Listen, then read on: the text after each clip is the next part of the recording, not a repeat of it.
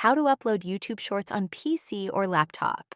In this video, I'll show you how to upload YouTube Shorts on your PC or laptop. If your short videos are being uploaded as regular videos, this guide will help you fix that. Start by opening your preferred web browser and go to studio.youtube.com. If you're using a mobile browser, make sure to enable desktop mode first. Once you're on the YouTube Studio dashboard, click the Create button in the top right corner and select Upload Videos.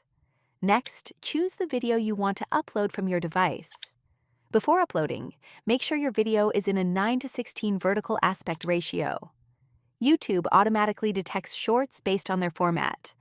Videos with a vertical 9:16 aspect ratio are usually uploaded as YouTube Shorts, while 16:9 videos are treated as regular long-form content.